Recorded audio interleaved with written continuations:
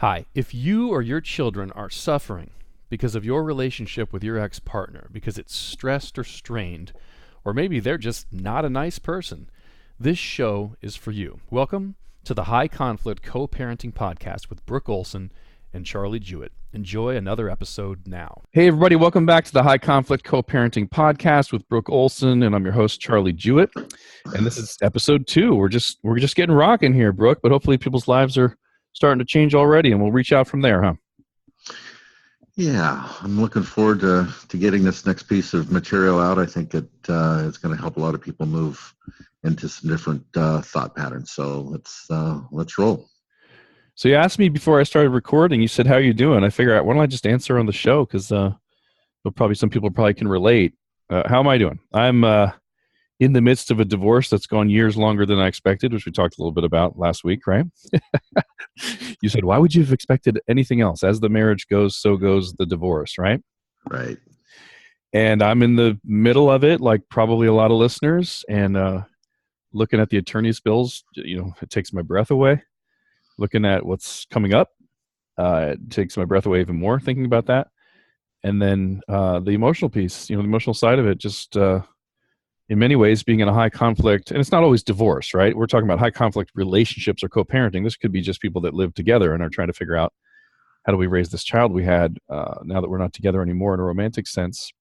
Right. But a lot of us are in the legal piece too, the divorce process. And in a lot of ways, it's just 2 or 3 years of reading documents where someone says the worst things they could possibly say about you, which isn't really that edifying, right? No, and I think part of the important piece of what you're talking about is how do you stay present in just what is here and have faith, have the sense that at some point this will end, and how do I just stay present for what's in front of me right now? And there has to be an emotional Aikido portion of this, which is life is happening for me, not to me.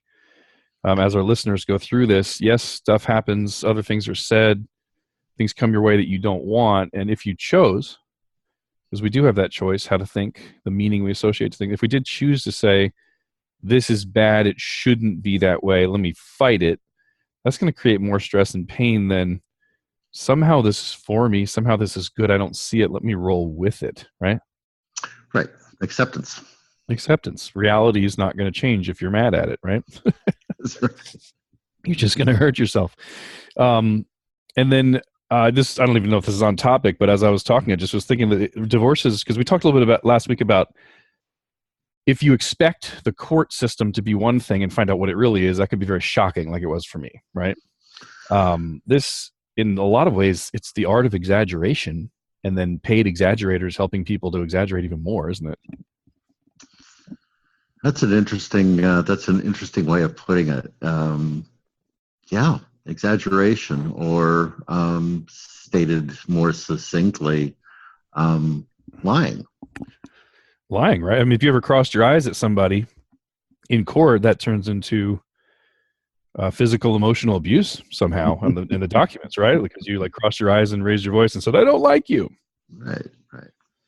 Well, it's in the midst of these messy breakups, and what we talked about, one side or both sides having legitimately measurable mental illnesses or emotional disturbances. It's in the midst of that a child or children still need to be raised. There's parenting that has to be done. There's a business relationship of sorts that some people call co-parenting. Right. That's parenting in general is hard. If you have a happy couple, married for 50 years, their years of parenting, it's difficult because it's just difficult. Children are difficult and they push back. And depending on the examples you had, it may be the tools you're bringing to the table may be, extensive or lacking. But parenting in the midst of a high conflict relationship with somebody that may not even have the ability to be happy, peaceful, or be in good relationships because of their emotional struggles.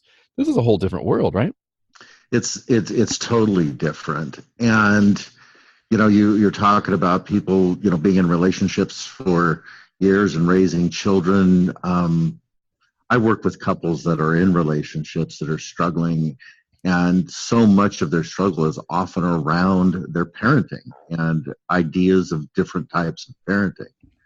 So as we start to address this subject for today, this parallel parenting model, I think what's crucial in this for the people listening to this podcast today is that their responsibility for their parenting style is their responsibility and their responsibility alone. And so many people don't take the time and the effort to understand what parenting means and to have a model for it. They're shooting for the hip. I mean, you've been in plenty of my classes where this has been the subject of how to really stop the conflict and take the responsibility of being a good parent and understanding what that exactly means.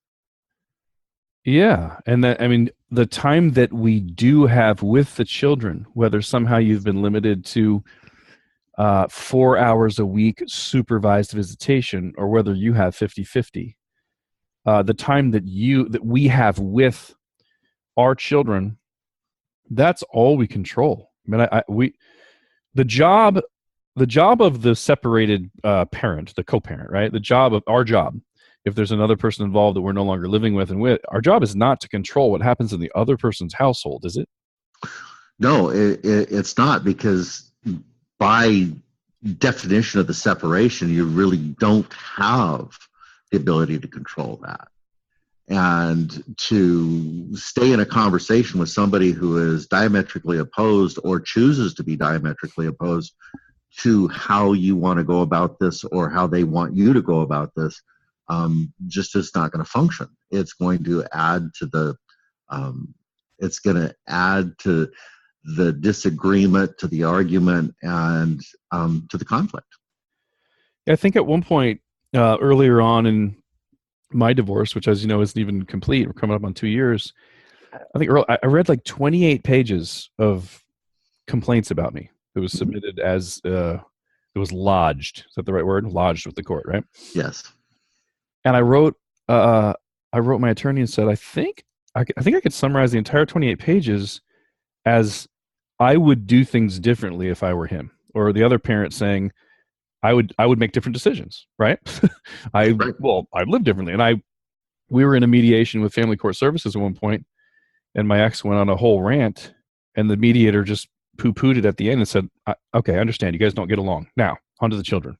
Right? Mm-hmm. Like, if we got along and we agreed, we'd be together, right? There's no reason to say I don't like the way things are done in your home. That's not your control anymore. And you want to ruin your life, try to get all emotional and try to control what's going on in the other person's home. You brought peace to this world. How do you co-parent with somebody who can't? How do you co-parent with somebody who doesn't have it doesn't matter if they can't or won't. It's just not happening. If you don't have a willing participant on the other side co-parenting, what do you do? What do our listeners do in their own homes when they have their kids? Well, what you're really speaking to here, Charlie, is what I consider the myth of co-parenting. Whether we're in a committed relationship and we're parenting together and we're doing this stuff, there are places where we don't agree, and then we have to find, some ability to be in relationship with our expression of how we want to parent. And if we're healthy, if we're able to do that, co-parenting is something that really does exist. But when we move into the idea of high conflict, co-parenting is really a myth. It is that piece that judges and attorneys and uninformed therapists will look at and say, you guys are adults. You have to learn how to co-parent for the sake of the child. And this is something that does not happen in high conflict cycles, high conflict scenarios with parents, because this is the fulcrum. This is the place of dissidence between the two parents that they decide that they are going to argue. The child becomes the baseball bat by which to beat the other person up. And it's interesting because some of the co-parenting things that I hear that people are in disagreement for seems actually arbitrary, in that they just want to diminish the capacity of the other parent and their place in the child's life. Mm-hmm. Mm-hmm. And if we take the co-parenting idea and throw it out the window, just say, this is not something that we're even going to entertain because it's not practical. We're not going to find agreement here because of whatever the reason is, whether it is a personality disorder, whether it is a place to just be an argument of, let's take it and let's say that this is not a practical approach. And what we're going to do here, the place that we're going to make the change, is to come into what has well become known as parallel parenting. And if we think about this from the beginning, it's a do no harm model. Parallel parenting says that we are just going to create space here. We're going to remove the argument. You want to be a permissive parent, you be a permissive parent. You want to be an autocratic parent, you be an autocratic parent. Neither one of those types of parenting is healthy, but I can't change it. I'm going to let you figure this out on your own. And what I'm going to do in my home is I'm going to create an authoritative parenting model that says we're going to talk, we're going to solve problems, we're going to be in relationship with the children and do this in a healthy manner. And I'm going to create this. And you can't stop me from my parenting style any more than I can stop you from your parenting style. So we're going to create space in this. Now, let's look at this from even a healthy standpoint. We've got two parents that are healthy, and they're splitting, and they're angry at each other, and they're not thinking clearly. And what is not going to happen is a back and forth conversation that says, you know what, honey, you're right. And I'm going to do what you want me to do here. And I'm going to make that change. That exchange is not usually going to happen because it's somebody telling somebody that they want them to do something that that person doesn't want to do. They're in the early stages of the breakup, and there's anger, there's resentment, there's something there that's pinging that. So what we're doing in this approach is we're giving both parents autonomy. And when they've got autonomy, when they've got the opportunity to think freely for themselves without an outside influence, oftentimes that lack of stress lets them think clearer. It lets them find their way. And the parallel parenting model in these arenas can actually help move toward a more collective co-parenting model down the road. It takes some time, but I believe, and I believe strongly, that the parallel parenting model coming out of the chute is a much more practical approach. It made a lot more sense to me when you said it, and I'd never heard it. That's why on the previous show I said, hey, do you know what your favorite thing, my favorite thing you ever taught me is, right? Because the co-parenting, all of the information on co-parenting, that's for the 70% of the divorces that sail through the system because both sides are healthy. They're just upset a little bit, right? Or how would you possibly know without the help of an attorney or a judge, like how to split up your assets or what your support should be? And you don't have the software. You just need help. You know what I mean? Mm-hmm. But co-parenting is not for the person who, the 30% of the people where something, whatever it is making it where you cannot get along, and there's all kinds of high stress and it's hurting the children. Something has to change there. Now, I remember from tons and tons and tons of relationship training. I'm a junkie for learning. I take classes and go to conferences and read books and listen to podcasts, and any way I can learn, I love it. I remember in the past, one of the issues inside of relationships in general, let's say it's marriage, is if the person starts to begin to act like your parent.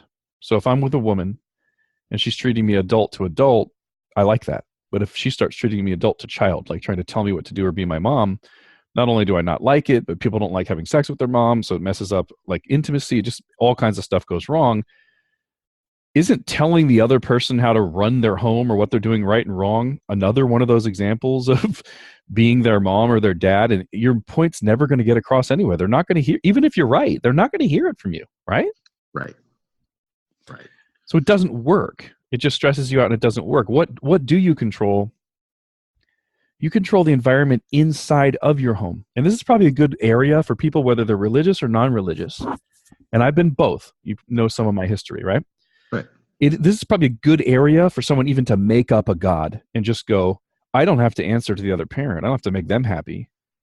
This is between me and God, whatever that means to you. This is just my environment. I need to be a good mom or a good dad. This is about the kids and what I think is best for them. If the other person wants to spaz out and scream for the rest of their life about how you do it in your home, just disengage. Don't even, have somebody else read the text or the email, which we'll talk about.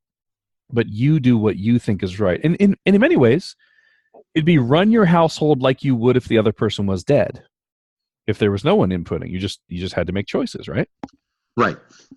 This and this is absolutely the direction that we want to go. And you brought up this concept of morality, of religious, of spirituality, of these concepts. And I think that the more a child is exposed to more different aspects of this is healthy for them. They get to grow and learn more diversity in their scope of what this means. And if you're not pounding that in your realm as being the only piece, and you're allowing the other parent to give them their input, it's creating a broader spectrum of perspective for your child to choose from, to decide where their perspectives lie as they move forward and into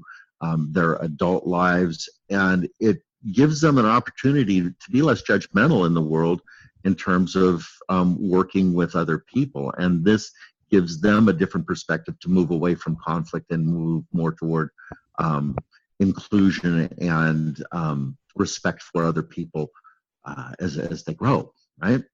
I mean, divorced children are really lucky in some sense. I don't know if you've heard me say this or not, but I've felt like I was at a disadvantage having my father divorce my mom when I was 2, and she didn't remarry until the middle of 7th grade, till I was in 7th grade. And that's a whole different story. But I feel like, Brooke, I saw no examples of a household. Like, some people have a father who treats them in a way they don't like, and they're like, I will never do it that way. I'm going to be the opposite of my dad. And that's a type of a plan, right? Some people say, I had an amazing dad and I want to be just like him, or whatever combination in between. Here's the things I'd like to do, and here's the thing I'd like to do differently. In my experience, I had nothing. I didn't have anything to look at and hate. I didn't have anything to look at and imitate. So I've always felt like I'm making it up, right? I'm not following anybody. Divorced children or children of separated parents have an advantage of one sense because they're seeing 2 different examples, especially if both sides get back into another relationship, right? Mm-hmm. And that can be part of the parallel parenting, whether the person likes your home, the rules in your home better, or the lifestyle in your ex's. It's just, you know what, hey, buddy, this is so important that you see this, right? Because one day you need to run a household, and that's part of what this parenting thing is about. It's not about whether mom's right or dad's right. It's we're each going to do our best and make mistakes, but you get to see 2 different sets and then be yourself and be you in the world and pick the best of both of those. And that's good, right? Yeah, I think so. And, children are really, really smart. They're really resilient in this. And from a very early age, they're working in a world with different rules. We've got school systems now that change teachers in classrooms, and they've got 2 teachers at kindergarten. And some of these teachers have different rules in their world. And, they go down the street and they are in somebody else's house and there's different rules. And they start to move through and see that rules are not standard. that different people have these, and it starts to create different perspectives and gives them the ability to experience more perspectives in a healthy manner. And if we, as parents, choose to really, like I said earlier, find out what parenting is about, the children are going to navigate to the household that has more health. They're going to understand that this is a secure place, that I'm safe here, and that I'm heard, and that I'm honored, and that I'm nurtured. And if that doesn't occur in the other house, they're also learning how to navigate that from a healthy perspective, because they're watching you navigate that from a healthy perspective. When we're talking about not engaging in the conflict, where we're talking about not being reactive, where we're calm in those moments with our child where they're just being jerks, and we're helping them navigate their jerkdom, if Yeah. you will. Jerkism. That jerkism, that they can say, oh, I'm not bad. I can be reflected in this, and they can help me move through this. Then they're learning how to install that software in their system. So when they go to the other parent's house and it's not um, being mirrored in the same manner, that they can still have a sense of, I'm okay, and that I don't have to jump into that. You know, I noticed when I was doing this with my grandson and my daughter, when he came to live with me, he saw that I didn't jump into the drama that was trying to be created by his mom.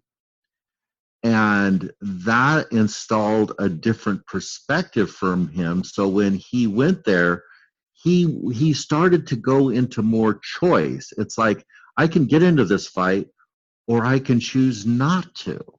Yeah. And he got to try in real time to see which worked better. And because he was 14 years old, he would get drawn into that because that was the pattern.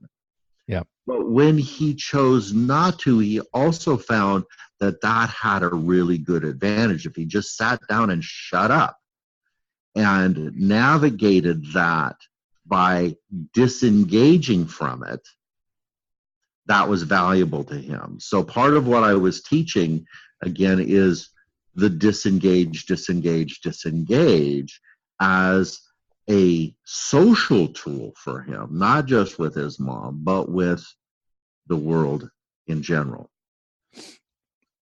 And I'm going to ask you to teach us something that you use with your grandson. But first, I think it's important that we got one of your dog's collar shakes on recording. That was really good. I love your dog, and we got a collar shake. She's right there, isn't she?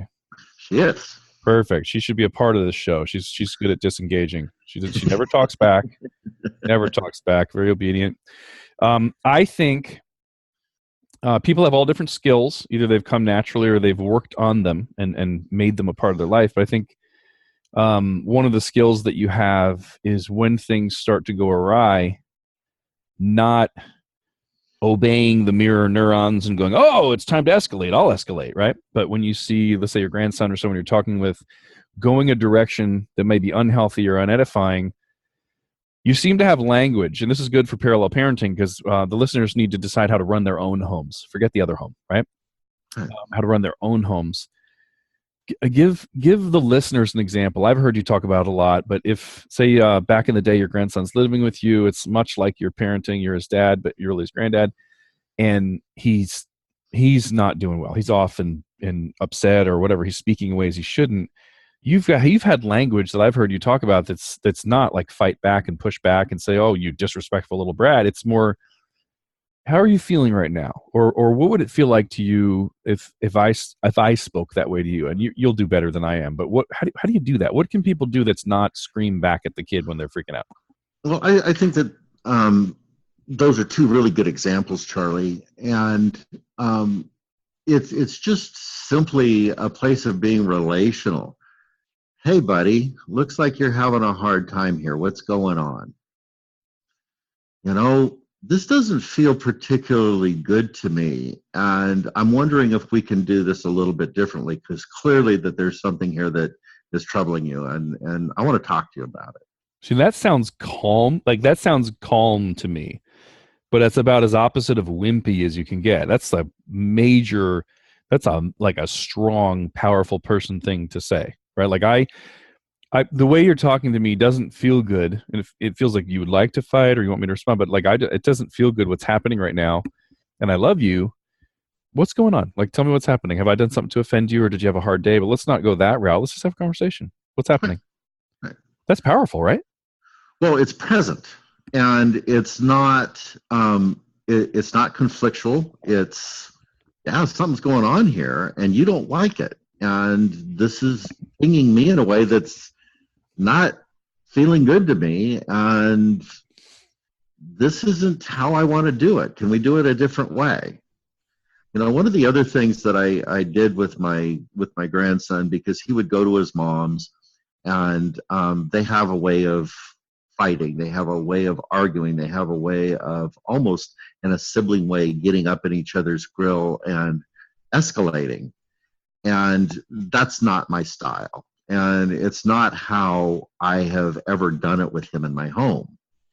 And one of the things that I would do with him when this would start to happen is I'd slow him way down, and I'd look at him and I'd go, so buddy, take a look around the house here. Just look around the room here for a minute. And that was getting him to orient. And then I would say, where are you? And he'd look at me and he'd say, I'm with you, Opa. I'm in your house. And I'd say, so is this how we do it here? And that's, let me cut you off for a minute. That's not that different than three rowdy kids in a library being loud, because we talked about different environments, different teachers. This is the way the world works, right? Three kids are being loud in a library, and the librarian could come up and scream at them and be disrespectful and kind of sort of crush every opportunity to earn their trust and speak in their lives and just be authoritarian. Or couldn't they come up and say, like, guys, you guys look like you're having so much fun and such an important part of life, but look around. Where are you? And if they said, in a library, and they said, okay, is the library the place to scream and yell like a concert, or is the library a place for hushed tones because other people are studying? We're not slaves. We don't have to freak out. We're allowed to stay present like you're staying, and stay calm, and just let language do its job without the tones and facial expressions and whatever comes out of you energy-wise when you're freaking out, right? Can't we just use language? Well, language is powerful, and connected language is critical. And if we can connect the points of, the orientation of where we are to the rules and the behavior that is confluent with that, then we're moving in the right directions. And one of the things that I find that happens in this parallel parenting world is the kids will act out in ways that the other parent used to act out. It's like, you're just like your dad, or you're just like your mom. You're acting just like them. And that is a put down, and it is a put down to the child. It's a put down to the other parent. It is not, it's not something that is going to resolve a problem. It's going to escalate the problem, and it brings in a shame for everything that's here. And I know that this happens for parents because it's happened to me. So what this languaging is doing is it's really taking that all out of there. It may be exactly what you're feeling, but it's like, no, these are my rules. These are our rules. These are our agreements. And you are here. What you do there is what you do there. You work that out with the other parent, however you work that out. But here is here. And what I'll hear from, what I've heard from my grandson, what I'll hear parents say is, but at mom's house or dad's house, they let me do this, and or this is how we do it. And the simple comment is, well, we're not there, are we? We're here, Right. and these are our rules. Right. And how do these rules work for you? Because oftentimes, we've discussed them and we've come into agreement with them. I think that parenting in its best approach, and its authoritative approach, is through agreement. It's like, does this make sense to you? Does this work for you? Mm-hmm. Is this something that we can agree on to work from? And then that orientation to where are you becomes really a powerful statement. I think it's really powerful. The where are you, right? Yeah. Um, do you have a story? You can change the person's name, but all your decades of working with people, do you have a story of somebody who wasn't good at parallel parenting but learned it? What learned it, right? Like, I know you have stories of people that weren't good at it. Good Lord, me, right? But somebody that wasn't good at it and learned it, and it showed up in the children's lives, or they were. Last week we talked about, I said it only takes one parent and you can have a major effect. And you said, let me go deeper. You are their only hope, right? Right. Right. Do you have a success story of someone you've seen change from the co-parenting, I want to try to change the other person's household or whatever, you know what I mean? Like, to just, I'm going to run my home calmly and try to be the best I can, and it had an effect on the children's lives, or at least their life, their own peace. Well, I'm gonna think of somebody that's really personal to me, and that's me. There you go. Rather than step out, as I was raising my children, I was very authoritarian. And I didn't understand, like so many parents that have children, what it's like to raise children. I came from a family that was very authoritarian, and in some places, not very connected. And that's what I learned. So when I had children, it's like, no, these are the rules. This is what you're going to do. And I had a tendency to get loud and to be, my way or the highway, and there wasn't a lot of discussion, and there wasn't, a place to have the children really express what was going on for them. And my now ex-wife was very much the same way, and she was a screamer, and um, our children paid a price for that. And it's part of the reason that my daughter is the way she is and how she does what she does. And taking responsibility for that is part of my path.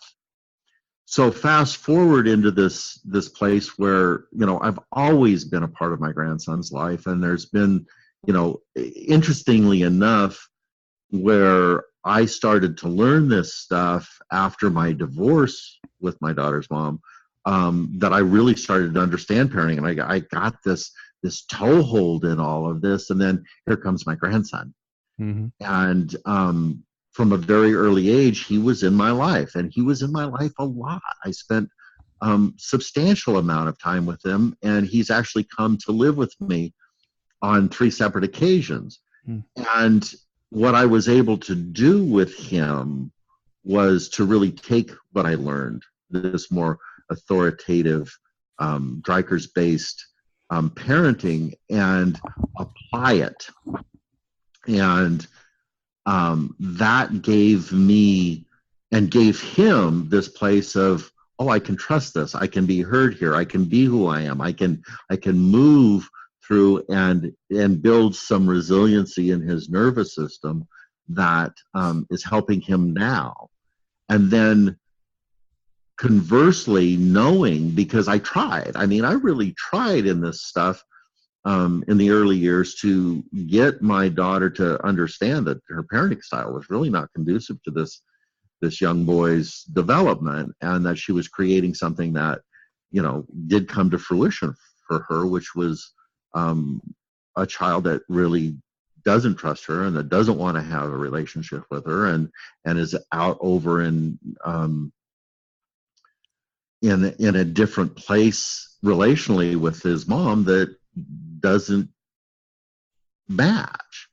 And in the same token, I'm here doing what I'm doing with him, and he's building that trust, he's building that resilience, he's understanding that there's a different way to do this. And the parallel parenting model in that, for me, from one end of the you have to do this way into it's not working, so let's just take care of business here, was really a part of my journey in through and into what I teach parents. Yeah. You had a do-over to apply some of what you wished you'd known earlier, and it's fine that you didn't know it. The reality is it wasn't time for you to have that information when you raised your daughter, but it was time for your grandson, right? Right. And I'm going to take a moment to highlight what you just said, Charlie, because there's people listening to this podcast, and what we just said is a wake-up call for them. As soon as they hear these words, they have a responsibility to make a shift. Right. Because if they don't, the damage is done. And this is going to lead us into our next podcast, and I'm going to just kind of highlight that for a moment. But the idea that it's all on them, they're 100% responsible for what happens next, has nothing to do with the other parent, is a part of the parallel parenting model. And to whom much is given, much is required. It's a privileged responsibility. You get this information, right, and it's heavy. You need to now change. However, that's a privilege. You didn't have to hear this before you died. You get this. It's a gift, right? Right. What? Let's do a practical application, and then we'll close the show. But let's say the listener is the person receiving all the information from the children and the ex, that everything you're doing in your home is wrong, right? You shouldn't be disciplining this way. You shouldn't whatever. You shouldn't have wine around. You shouldn't have another girlfriend or boyfriend. You shouldn't this. You shouldn't let them watch these type of movies. There's the other side is still trying to be your mom or dad. There's not parallel parenting coming at you, right? Right. Yet, and the kids are telling you, this is not how we do it at dad's, this is not how we do it at mom's, and I don't like this, and I hate you, whatever, right? Mm-hmm. How do you take everything we learned last week on disengage? How do you take the parallel parenting model? How do you take the calmness, right? The use of language, probably tone and facial expression and physical structure are even more important than the words, right? Give us an example. How does somebody live in that environment, that weather, right? Where the kids and the ex are both telling you, this isn't how it should be done. You should be different. This sounds personal to you. Never. Charlie, Not at all. Never. Nothing. I have no problems in my life. Everything's perfect. So the practical approach to this is the steps that I go through and all this, and whether it's my parenting or my life in general, is I go to the 3 rules. I'm not going to step into that conversation with anybody. Not the kids or the ex. Like, not the kids or the ex. Disengage from both, because neither one of you guys are my parenting coach. Right. And I'm going to simply step back, and I've probably delivered this conversation before, and by my non-engagement, I'm making a strong statement. This is a boundary. I'm not going to go here. And I'm going to sit down. Rule number 4, I'm going to just not do something, sit there. And just let it steam and settle and be in my system and look at it. And go to, well, is there something out of what's being delivered here to me that I need to hear? Because maybe there is. There likely is. There's probably something in that has got some legitimacy that I need to look at. But I don't need to express that. I don't need to acknowledge that. This is an internal piece, because if I go outside and I enter that with the ex or the children. Now we're just walking into territory that's a disaster. Right. And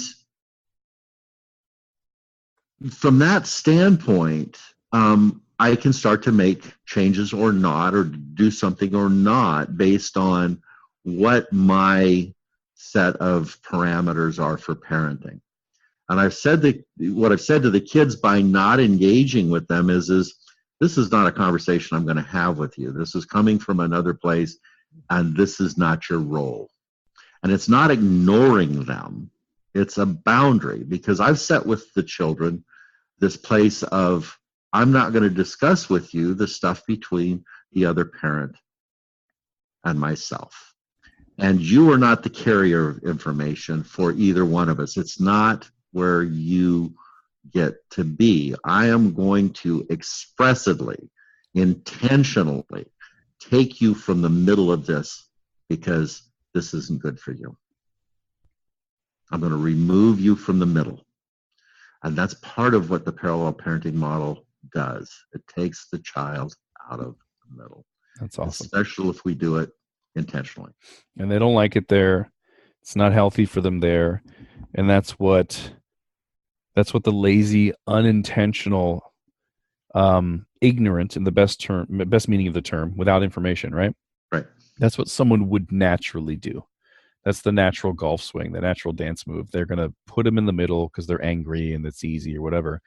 But on purpose, our listeners can take them, can receive them from the other parent, assuming they've been put back in the middle, and can purposefully take them out, can receive them, assuming they've been scolded and yelled at and raised voices and all kinds of this. We can purposefully take them out of the middle, purposefully empower them, be peaceful, use the words and language and conversation and tone of voice and where our bodies are, kneeling down for smaller kids or sitting down. We can treat them with respect, like other human beings that we're raising purposefully, and make you can create an example that's going to be with them for the rest of their lives and be very healthy, right?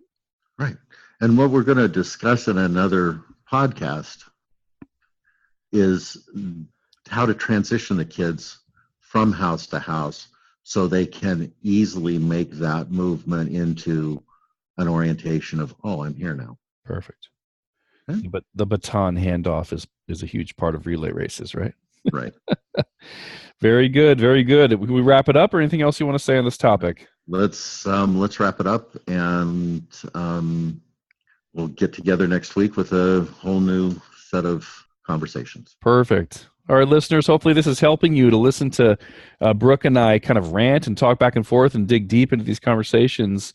Parallel parenting versus co-parenting. You don't have to have a cooperative partner. If you got a booger on the other side, or somebody that has mental or emotional situation where they just are unable to do it, you still can run your own household in a way that is healthy for the children. You can raise incredible, wonderful kids. And honestly, trials are not bad. The fact that they spend time in another environment that doesn't go the way you want is actually good for them. You need to teach them how the world actually works, because the job of parents is to prepare them to be in that world where things don't go perfectly. It's not a bubble where everything happens. We're not in heaven yet, folks. It's not there.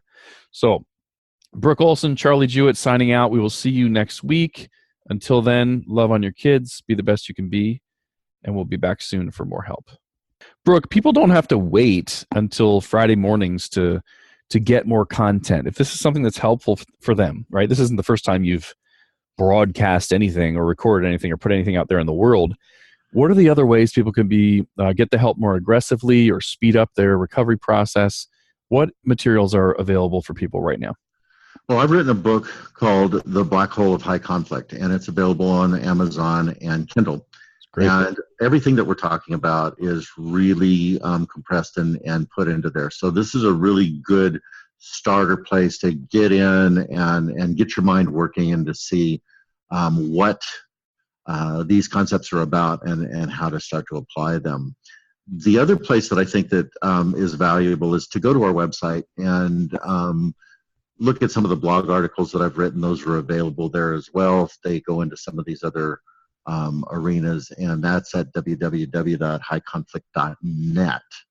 So the book, the website are also really good places to get the material. And also, we have classes. We have high conflict diversion program classes that you can get into and get some one-on-one help with this as well. And you know me, I'm aggressive. Whatever I want to become good at or learn, I find someone who's good at it and pay them and hire them and shorten my learning curve.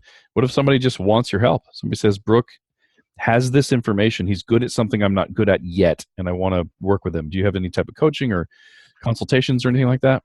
Absolutely, I do. I do one-on-one coaching for custody cases. I help people get ready for family court services. If you've got that in your community, I work with attorneys and clients to help them with managing and strategically setting them up to have more successful cases as well. And how do they reach out? You want them to just go to the website or email or phone, or what's the best way for them to reach out, raise their hand, and say, I need some help? They can email me. My direct email is brook@highconflict.net. That's BROOK at highconflict, HIGH, conflict.net. Perfect. That's everything everybody would need to get some help, right? Absolutely. Thank you, Brook. Thank you, Charlie.